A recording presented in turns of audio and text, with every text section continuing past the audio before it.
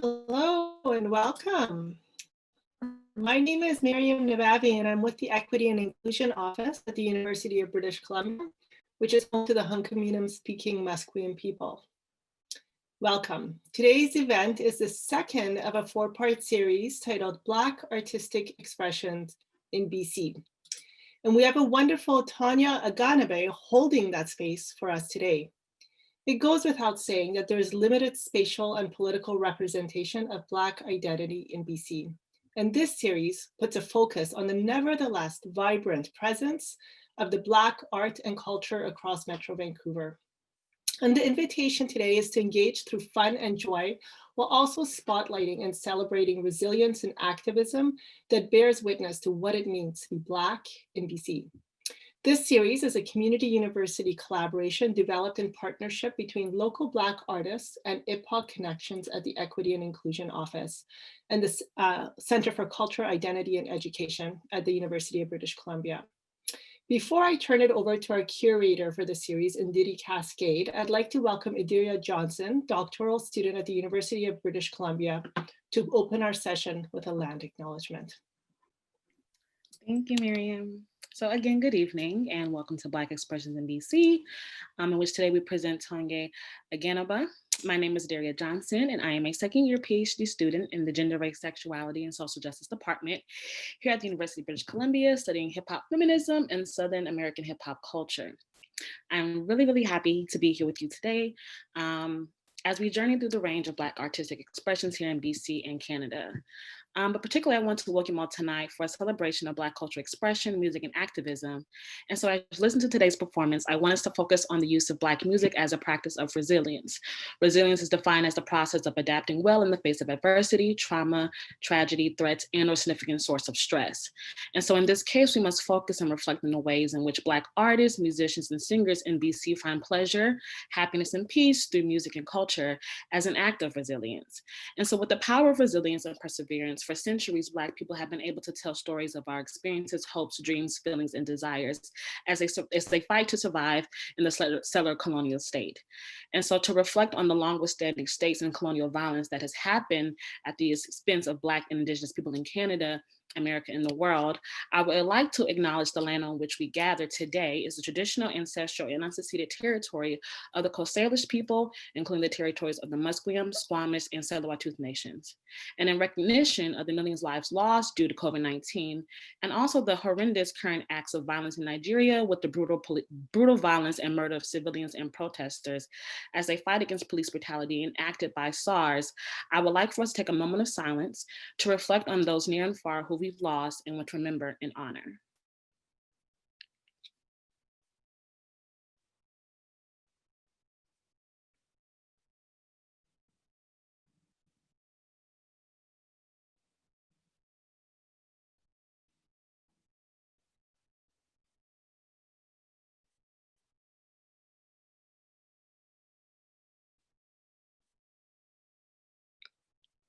Thank you.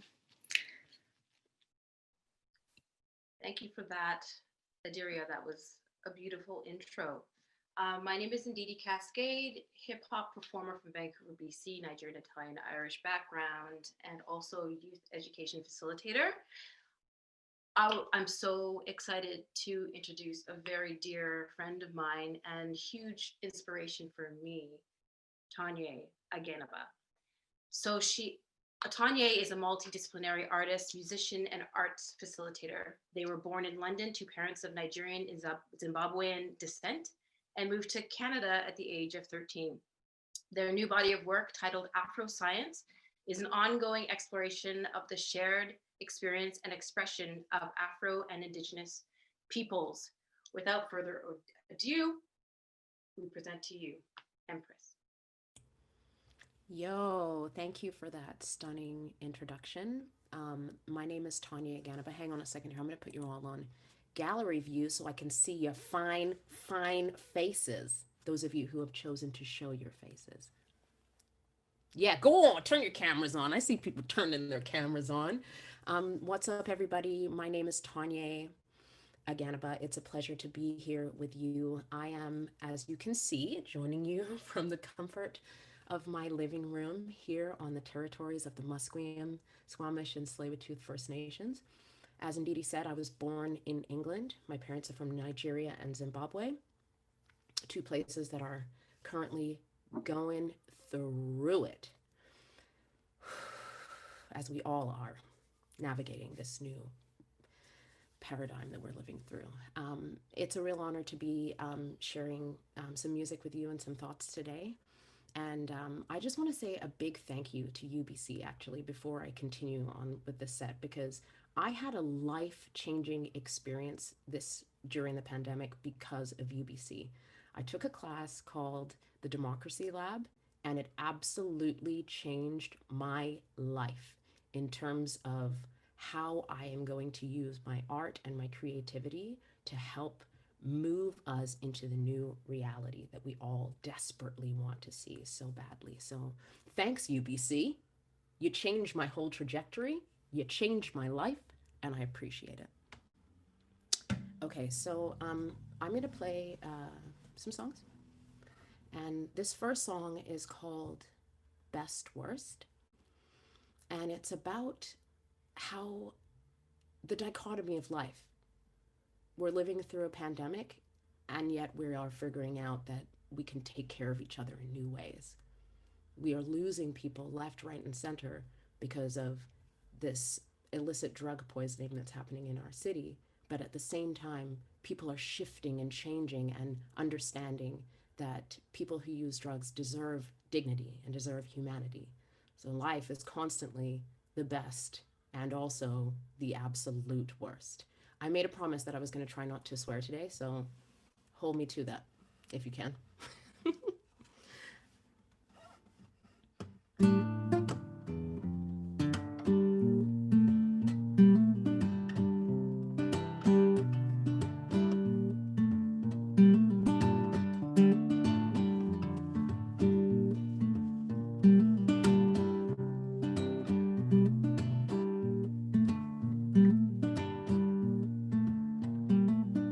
Clumsily we fumble into light, code assembled, crashing left to right, heart on sleep, not eager for the fight, all arms and legs descending into night. Strengthen your weakness, will to overcome, be it too big to fail, and the worst is yet to come. Don't wrestle your demons, don't be slave to your guilt. There's just one exit, and the worst is yet to come.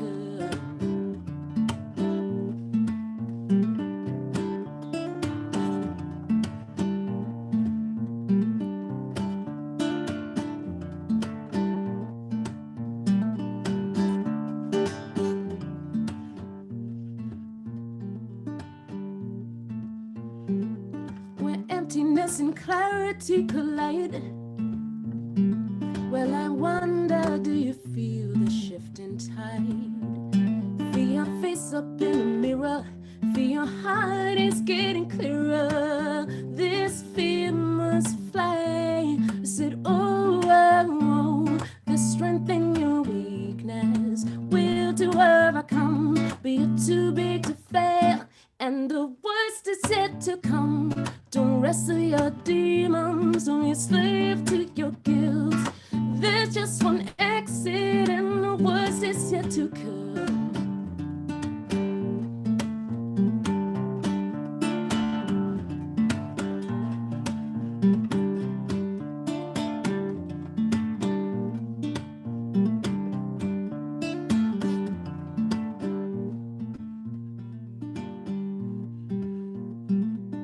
Slowly, slowly, slowly hold your breath. Release the mechanisms that protect. With your small heart from breaking and your big heart from shaking, this fear must fly. Said, oh, oh, oh, the strength in your weakness, will to overcome, but you're too big to fail, and the worst is yet to come. Don't wrestle your demons, don't be a slave to your guilt. There's just one exit and the worst is yet to come. I swear the best is yet to come.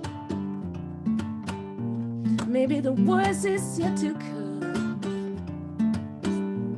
I swear the best is yet to come.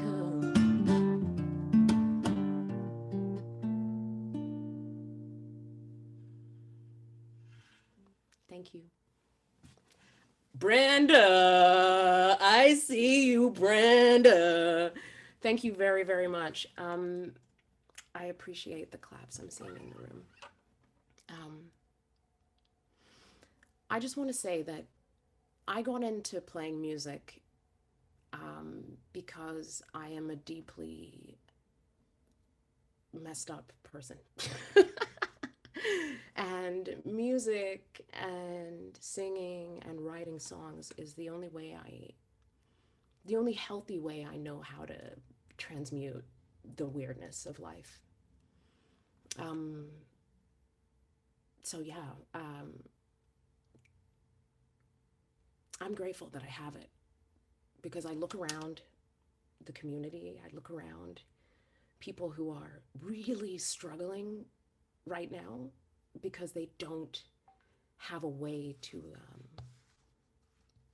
express the frustration, the sadness, the anger, the fear. And so they go to anti-masker protests. Yeah. Grateful that I have music. This next song is called Villain, and I wrote it about a person that I was in love with that I shouldn't have been. You know when when your friends are like, hey, listen, homie, this person is clearly not it. But for some of us in the room, we all know, but like sometimes there's a particular reason that we'd be hanging around when we shouldn't be, you know what I mean? And sometimes it takes a good friend to be like, it's really not worth it. So Villain is about being in love with something that you know you shouldn't, someone that you know you shouldn't. And it's funny because now I think about this song and I think about oil and gas, which is a super far jump. But it's the same thing.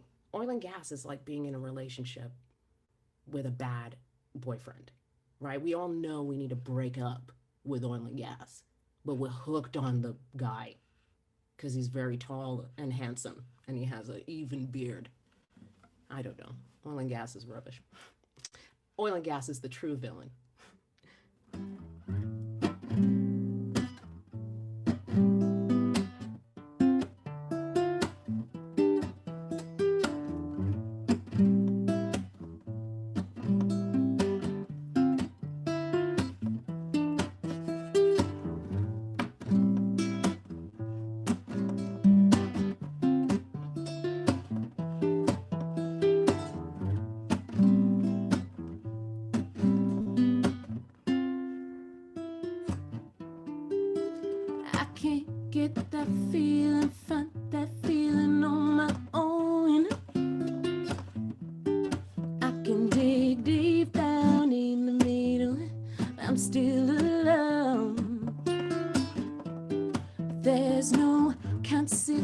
No recompense, I'm on my own, seeking out your guidance, untouchable ultra-violence, my mind gets blown. Well, you're a villain and you know it. Who but crave it, baby? You're a villain and you know it. I won't be satisfied. You're a villain and you know it. Oh, but I crave it, baby. Oh, you're a villain and you know it. Villain and you know I'm, oh, yeah, yeah. Ooh,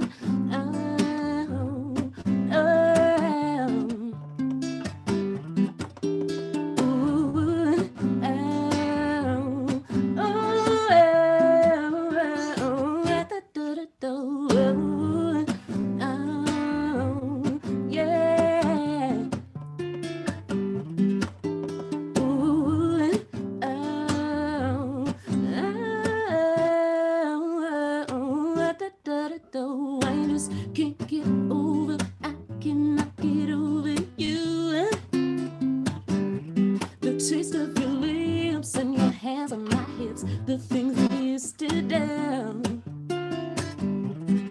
I am overcome, I come undone when I see you. Seeking out your guidance, a touch of ultra violence, my mind gets blown. Ooh, you're a villain and you know it. But I crave you, baby. You're a villain and you know it. I won't be satisfied. You're a villain and you know it. Oh, but I crave you, baby. You're a villain and you know it. Villain and you know I know, no, yeah. Ooh, oh, oh.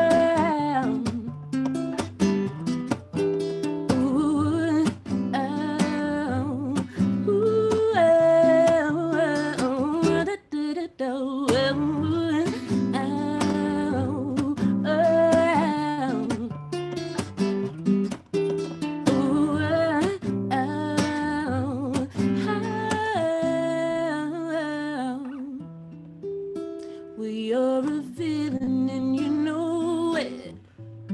Oh, but I crave you, baby. We are a villain and you know it. I won't be satisfied. You're a villain and you know it.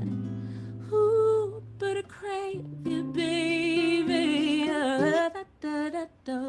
You're a villain and you know it. Villain and you know I, yeah.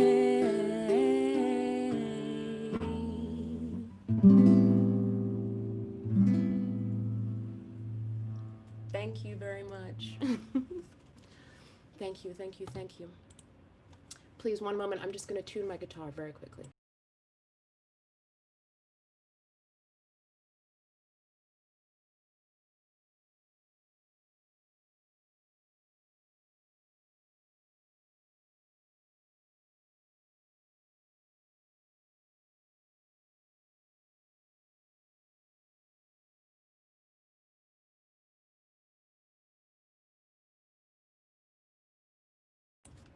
Thank you so much.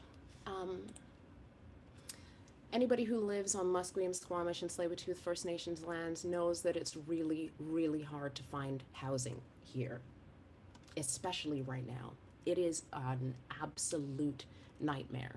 Someone somewhere decided that over $2,000 a month was affordable housing. I don't know who that person was, but I would really love to sit down and chat with them and ask them who their friends are, because I don't know anybody who finds that to be affordable. From the years of 2017 to 2019, I think I moved maybe 10 times. Each place more precarious than the last. Each one with a landlord that was absolutely, ooh, no thanks. Each one adding to the stress of already living in a very precarious position in a city that doesn't necessarily, you know, want me to survive or thrive. Although, I mean, that may not be true, but it feels that way, certainly. So after moving 10 or so times, I think in the last place that we were living, my partner and I sat down and I was given the challenge of expressing what it's like to be living that precariously. And what came out for me was this next song that I'm going to play. And this song is called Make This House a Home. And it's about what you do to find home. Being of African descent on stolen land is already challenging enough mentally if you're doing the work and recognizing, you know, where you're at and what's happening. But also having challenges finding an actual home made that even more upsetting. And so I sat down and I wanted to express how I find home when I don't have a physical home, and how I find home when I can't be connected to my actual homeland. And I find home in my relationships and the people that love me and care for me. I feel at home when I know that I have them in my corner.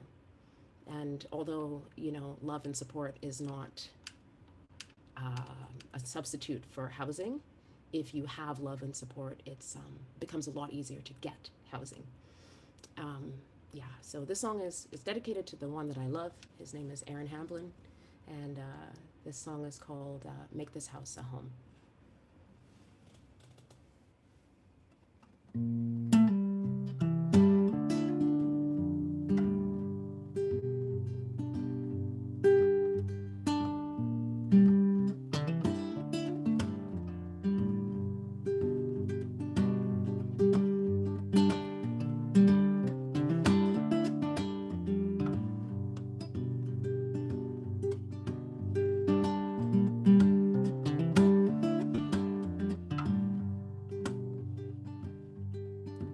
Ooh, oh, da da da. Ooh, oh, da da da. Ooh, oh.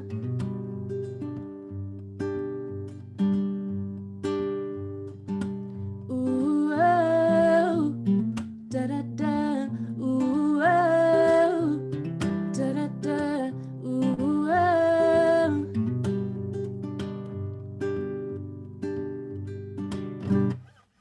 I said I can't seem to get you off my mind.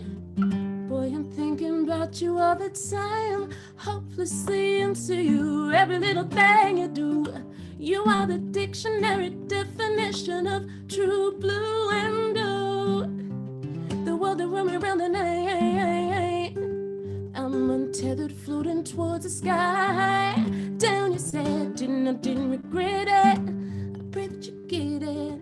Just wanna make this house a home, and that space that you occupied is wide open for you, and I'm open for a chance to show you all of my loving, baby.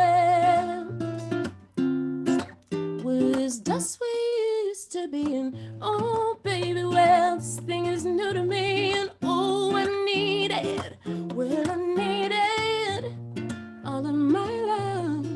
You get all of my love. You get all of my love.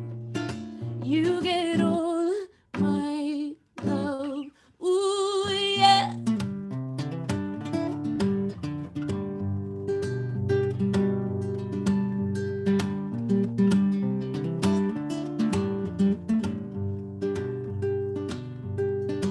Ooh, oh, da da da. Ooh, oh, da da da. Ooh, oh, da da da. Ooh, yeah. Baby, how'd you get so cool, cool, cool? You got me. How'd you make me your love fool? Down you said, didn't regret it. Pray that you get it. Just wanna make this house a home. The world around me running, I'm untethered, floating towards the sky. Down you said, didn't regret it. Pray that you get it. Just wanna make this house a home, and that space that you occupied is wide open for you, and I'm open for a chance to show you all of my, all of my, all of my, all of my love. Well, there's dust where you used to be, and oh baby, well this thing is new to me, and oh I need it, well I need it, all of my love. You get all of my love. You get all of my love. You get all my love. Ooh, yeah.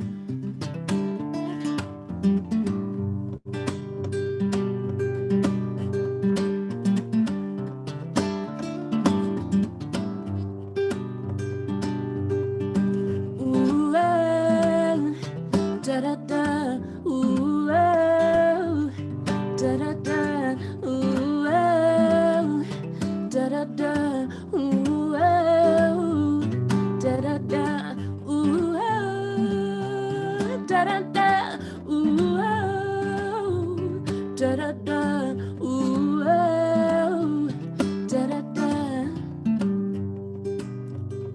I can't wait to make this house a home.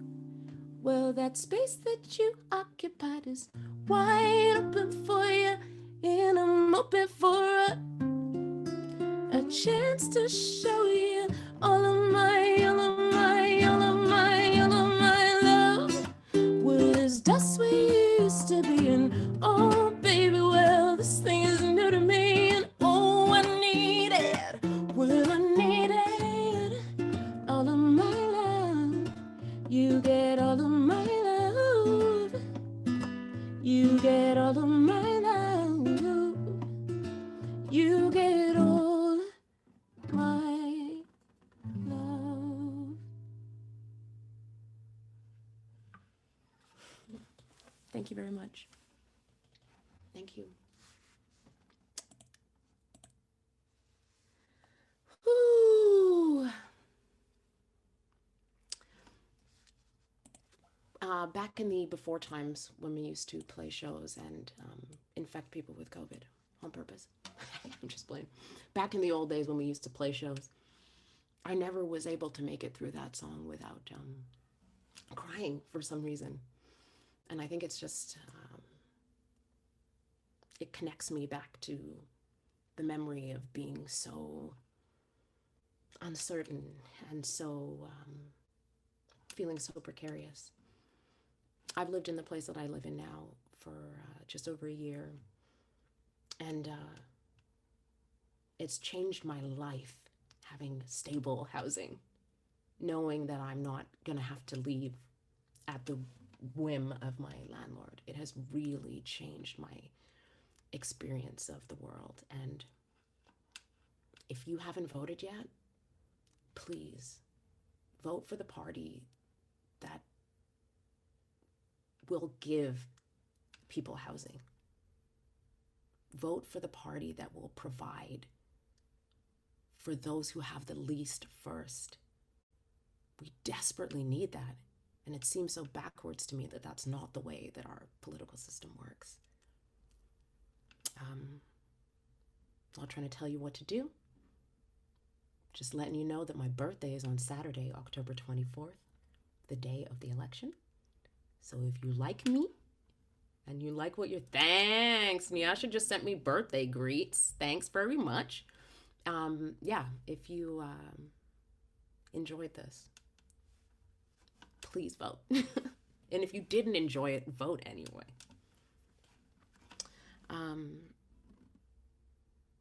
Okay.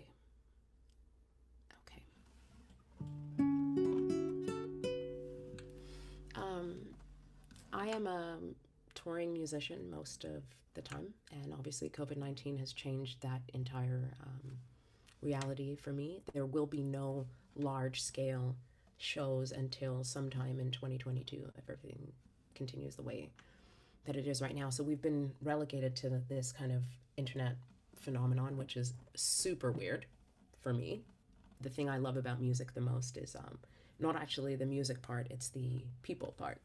It's the connecting and hugging people and running through a venue barefoot and being like, woo! Those are the things I love about music. But so I haven't been playing so much during this period of time. I've just been really reading and expanding my mind and taking classes and trying to learn. And but I have written a couple of things here and there, and this is one of the new things that I wrote during the period of COVID-19. And it doesn't have a name yet, so maybe. Thank you. I love you so much. I see my red square. If you think of a name for it, let me know.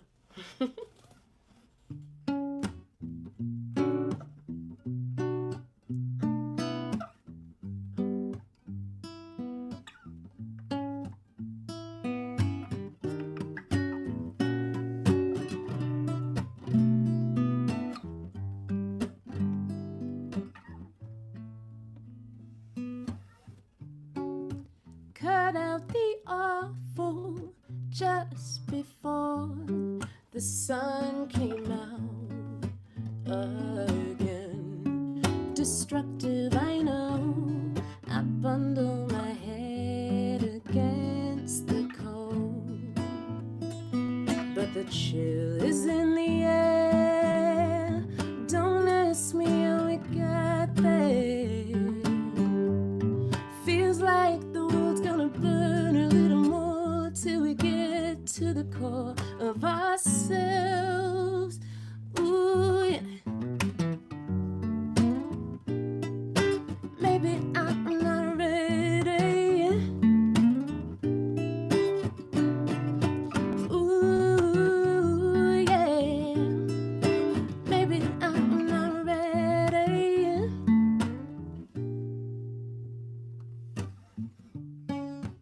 Look at the contract made because I didn't sign that.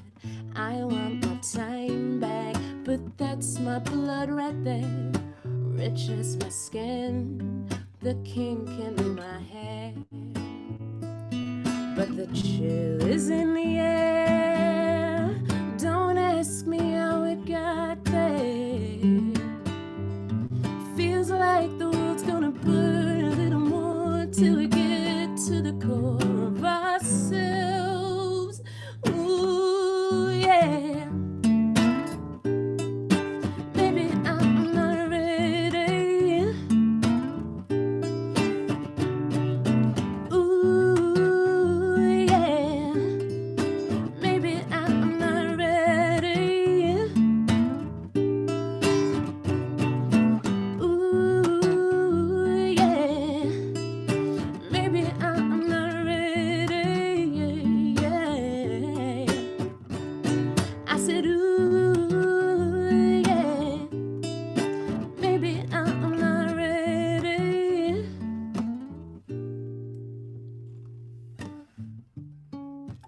Look at the contract made because I didn't sign that.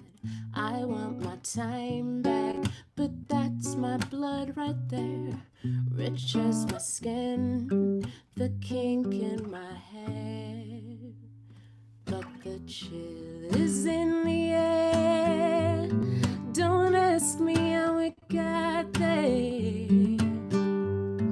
Feels like the world's gonna burn a little more till we get to the core of ourselves. Ooh, yeah.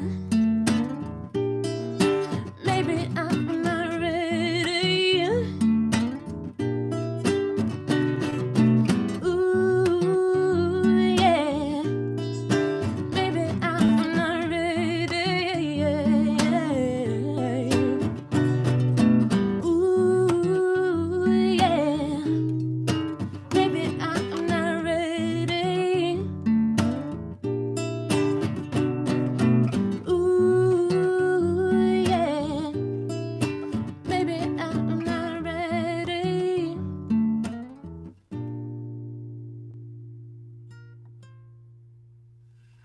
Thank you very much. Hey, make Yo. noise. Go Tonye, go Tonye. Wow. First of all, I want to thank everyone once again for joining in the Zoom. This is probably one of my most over-promoted events. I love you so dearly that I over-promoted this event because I just wanted it to be a super success. I feel like you are such an important human on this planet, and I feel really honored to be able to chat with you right now, Tonye. The honor is entirely mine. I love you so much. I have so many questions, so we'll just fire through here. Tell us a bit about your musical background, so the development of your ridiculous talent, and how you got started and how your work has evolved over time. Okay. Okay, so when I was 17, I started taking guitar lessons from a high school friend. And instead of actually doing lessons, we started a band called The Suspicious. My dad was really mad.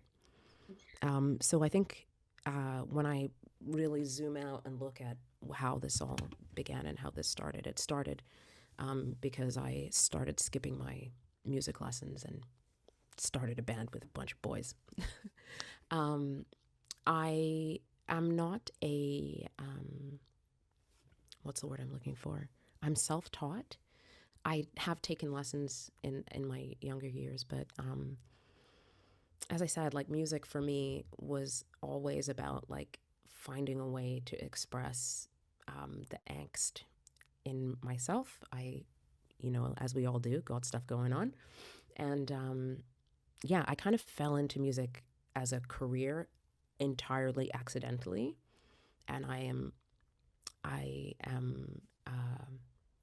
yeah, I think how it started, how my career really started was I used to do a lot of drugs.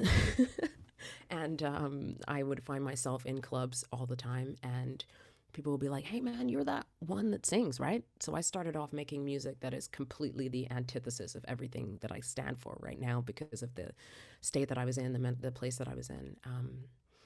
But yeah, how it's shifted is once I got clean, once I got sober, the style of music that I was creating just completely shifted because I was in a different place mentally, and I started moving away from, singing club bangers to trying to write music that kind of helps me express the dream that I have of life, how I would like it to be. Thank you for sharing. Sorry, I went all over there, but No, I resonate with that. Tell us a bit about your latest project, AfroScience. Okay, so AfroScience is a project that I started in 2017. And basically, I got diagnosed with this disease called multiple sclerosis. And one of the first things to go wrong for me is that I lost the ability to use my hands properly. Like fine motor skills were super affected. I couldn't feel the ends of my fingers. I sat down with a girlfriend of mine who also has MS. And I asked them for some tips because as a guitarist, not having the use of my fingers is just not an option. So I sat down with them and they suggested that I try painting. So I did. And as I started, it started off as a therapy. And as I continued on with it, it turned into a passion. And I started realizing that, not realizing, but understanding deeply that like art and creativity and music and all of that is such an important part of the movement. It's an important part of our activism. It's an important part of our healing as people. So I started this project called AfroScience, which was basically just me trying to connect with different creatives and artists in this area that are of Black and Indigenous descent, that are trying to use music and creativity as a way to transmute the craziness of our life. Sorry to use that word, but the weirdness that we're living through. And so through AfroScience, I've been able to do some creative projects with youth and kids, and with other, specifically with Black youth as well, which has been super fun. And I really like reminding people that you don't have to do it to become famous. Like, I'm not making music to be famous.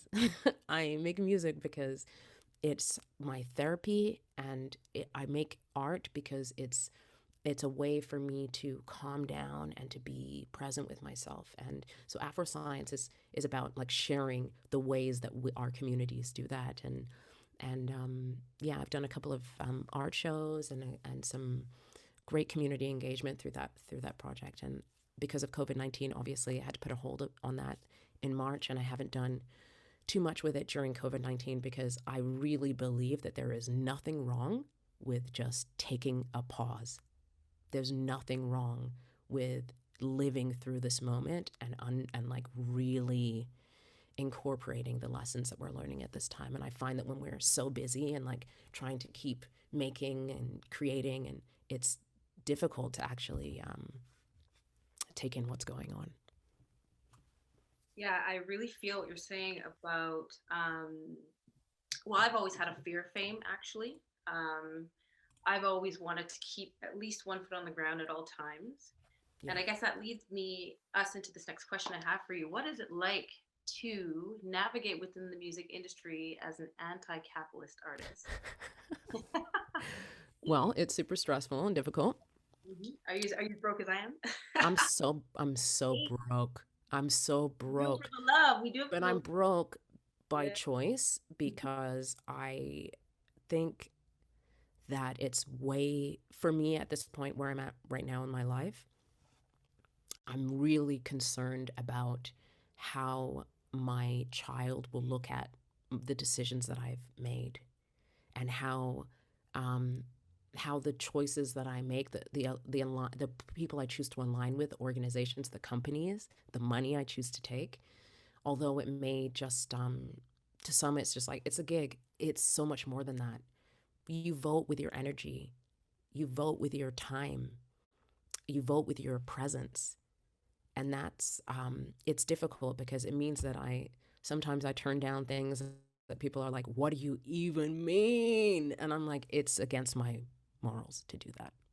It's against my personal ethics. And I truly believe, as much as I love music, the music business is absolutely atrocious. And it's, we talk about extractive industries.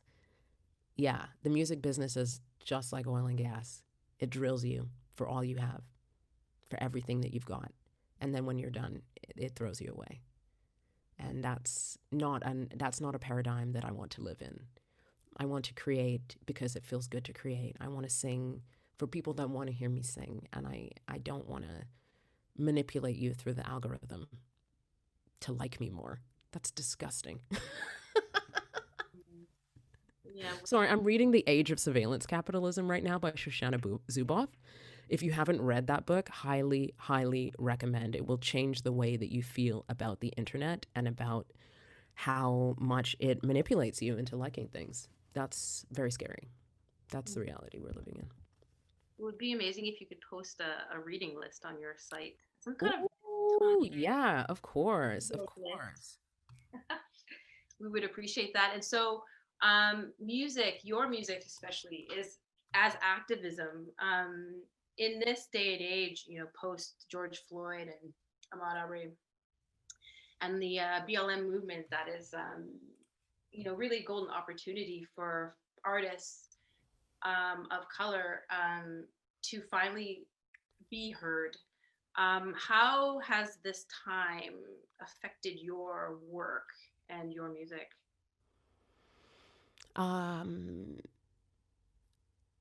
Personally, I think we should abolish celebrity because it's not helpful.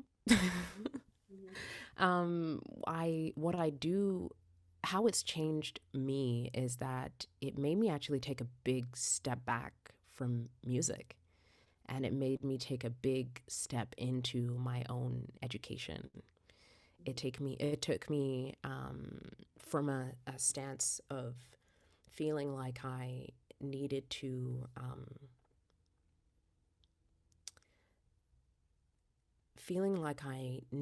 create work around Black Lives Matter. I decided that I would put myself in a position to support the efforts of Black Lives Matter. And yes, Micah knows what's up. Such a great book. I decided to, just educate myself and not scream into the void and argue with people, but actually dedicate myself to the things that I believe in. So the biggest thing that I did was I joined the Defund Network in Vancouver, and that work has been really rewarding to me personally, because I feel like it's one thing to post on the internet, defund the police, but it's another thing entirely to actually dream what the alternatives are.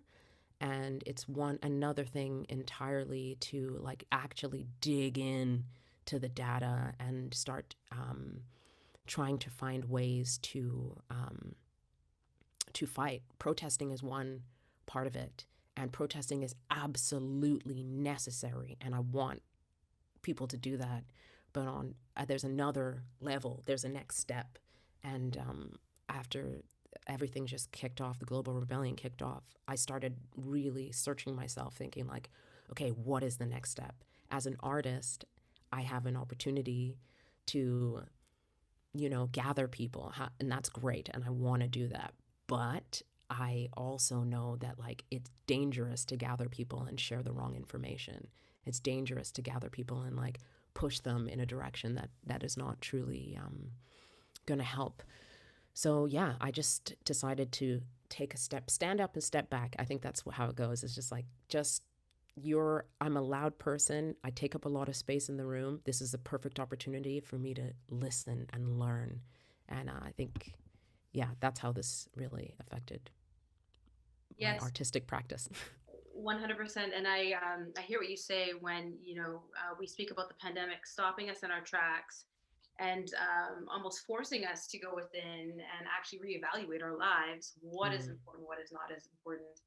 And really, I mean, personally, it has really helped me. And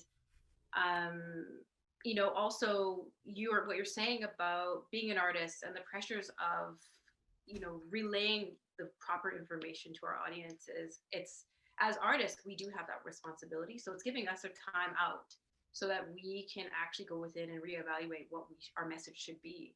And I know I spoke to you recently about your upcoming plans with your education. I'm not sure if you wanted to share that, but if you did, it would be great to hear about what your plans are, but also your views on the upcoming election.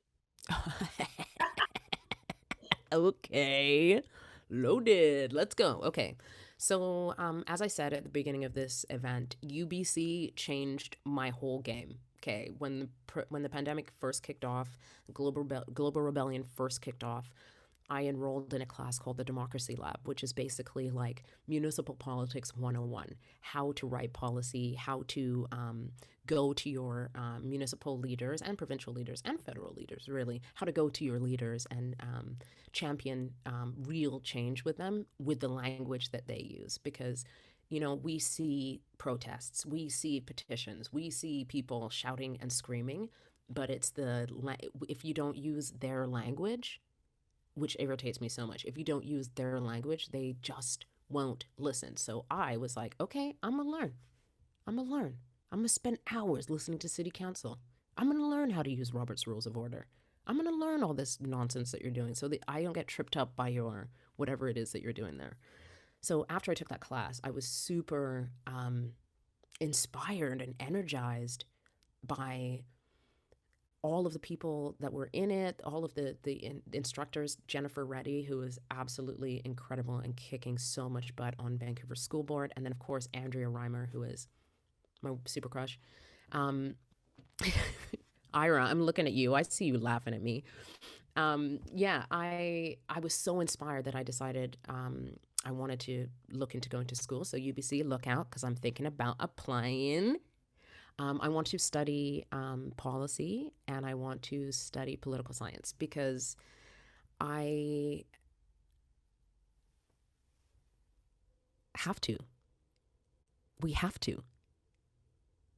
This is the time. It's never been a better time.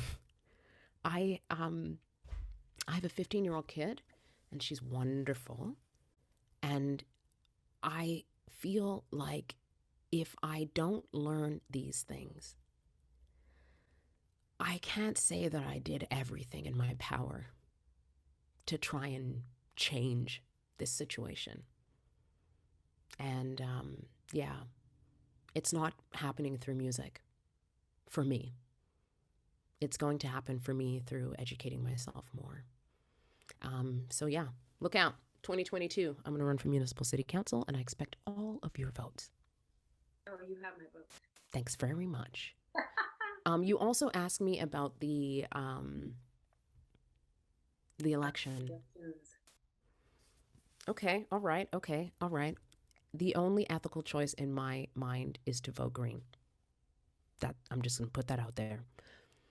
I think that calling an election in the middle of a pandemic is a really reckless and irresponsible move.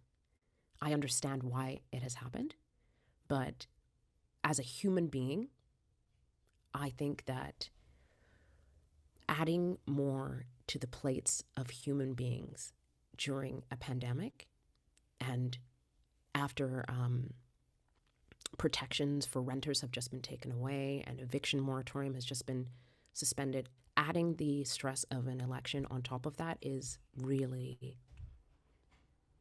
I mean, do with that information what you will. Some people see that and they're like, that's a power move. I like that. Me personally, I think that's really cynical and really unfortunate. And I'm so grateful to those who were able to step up and run at such short notice. specifically folks within the Green Party, definitely folks of color within the Green Party. I feel for them because it's not a nice situation to be put in, to have 24 hours to decide whether you're going to put your whole life on hold and run in an election. That's totally, I think that's completely wild. But enough of why having an election is wrong. The issues at hand, what is at stake in this election is, it's never been more important. This is whether or not we review the Police Act. This is whether or not we take bold action on climate change. This is whether or not we choose to support people that are living through an illicit drug poisoning. This is whether we choose to pull people out of parks or not. Like, this is, all of that is on the line. And to stop all of the work that's happening on that to hold an election just feels so wrong to me.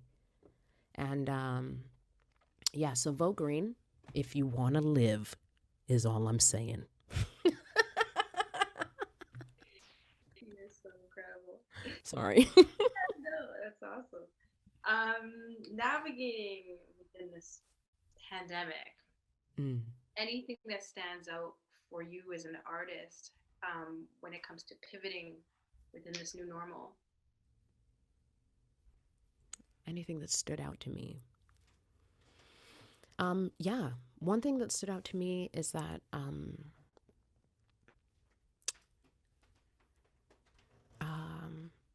there's not a one size fits all for everybody solution. For many, many artists and musicians and creatives during this time, shifting into the online sphere has been great for them. As a person who has a neurological disease, I really, really struggle with spending so much time in this place. And yeah, so I feel like, yeah, everyone has had a different experience in the artist community. Some people have chosen to dive headfirst into being, you know, an internet person. Myself personally, I took it down now, but I have a note that I keep on my board beside me here that says, I am a person, not an internet personality. I'm a person first and foremost. So how this has affected my life is that I've leaned into being a human being first. I've leaned into like understanding that, like, at the end of the day, you don't sleep in my house with me. My child sleeps here. My husband sleeps here. My roommate sleeps here. And like, I have to make sure that we all live before I put out new music or make a live stream or do some of this. So, you know, I pop up here and there. But yeah, this new reality is it's not entirely for me, to be really honest with you. I struggle with it. I miss playing shows in person, and I would love to gather you all when it's safe so that we can do that. So I can kiss you on the lips, a la Donald Trump. Just joking.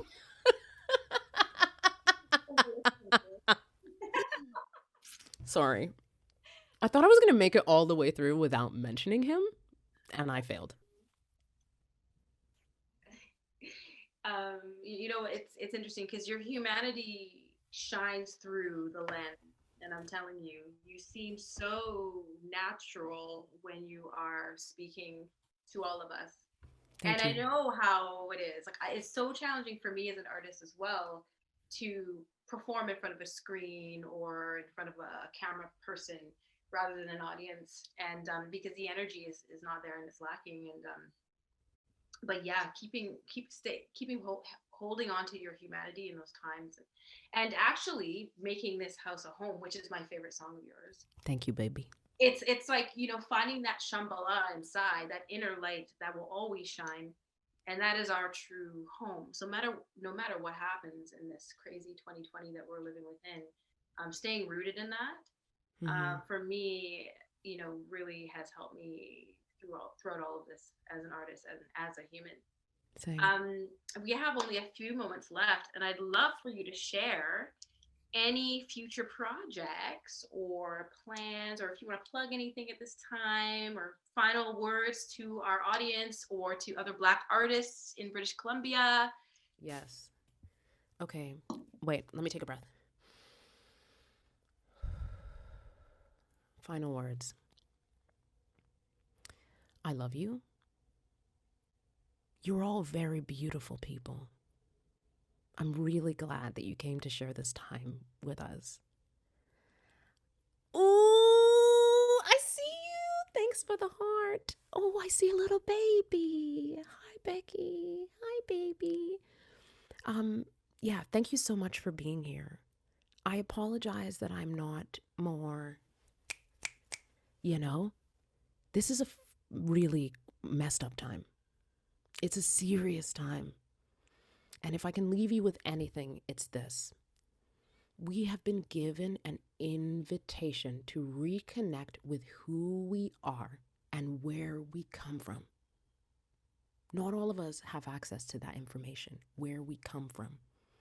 But we are being called to understand who we truly are underneath the work, underneath your title at your job.